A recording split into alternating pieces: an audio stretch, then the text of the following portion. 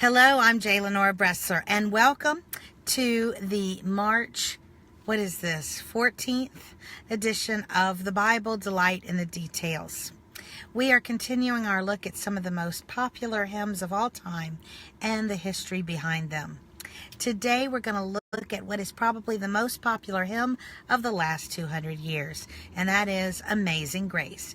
It is estimated that Amazing Grace is performed more than 100 million times every year, and it has been recorded on over 11,000 albums by artists as diverse as Willie Nelson and Elvis Presley.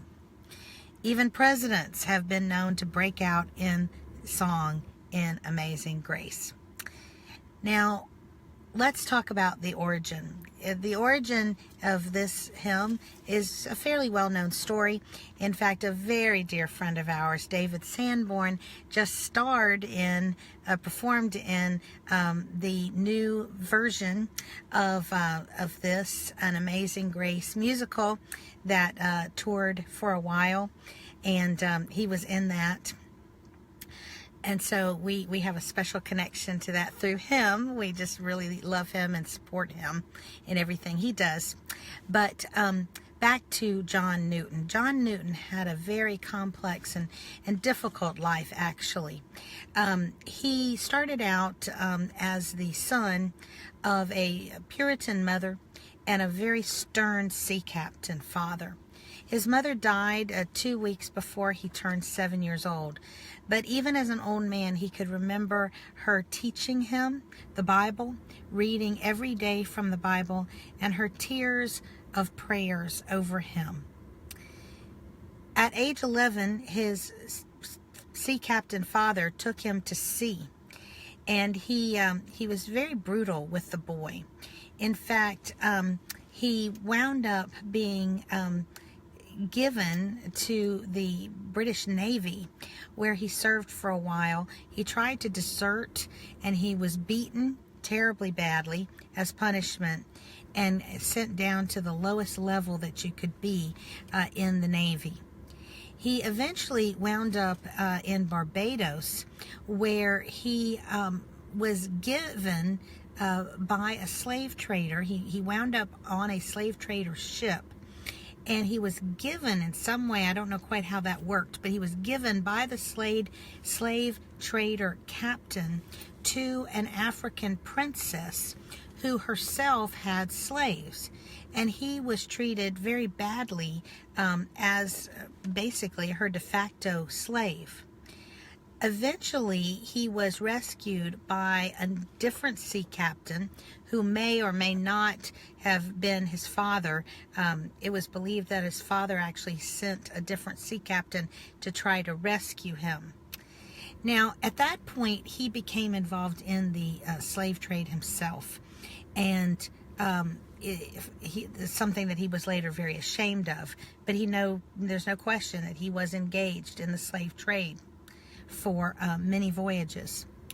One time he was off of the coast of Ireland, and there was a terrible storm, and he thought that he was going to be killed. He thought the ship was going down. He prayed to the God that his mother had taught him about, and miraculously the cargo shifted in such a way that it covered a gash in the ship, and that allowed the ship to make it to shore without going down.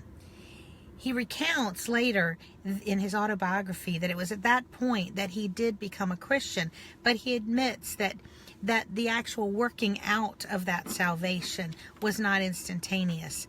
And it is true that he still had 3 voyages with that the slave cargo ahead of him. But after that, he quit the slave trade. He actually became an Anglican priest, and he wrote more than 250 hymns to accompany his teaching and preaching.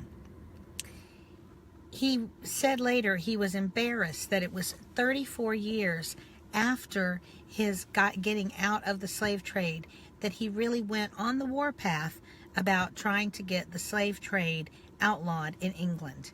But it was part of his passion and his enthusiasm for this cause to get slavery outlawed in England that led to Wilberforce being inspired by him, and eventually the Slave Trade Act was passed in 1807, which outlawed the slave trade throughout England and the English colonies.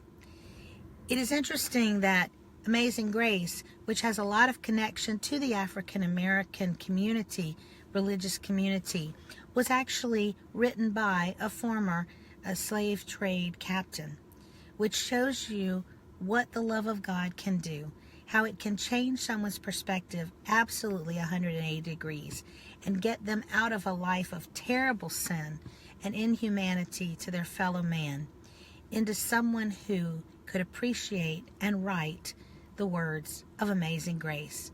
No one knew better than John Newton what a wretch he had been, and what a wretch we all are, but yet we are saved through grace.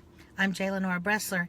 Visit me on the next edition of The Bible, Delight in the Details. Have a great day.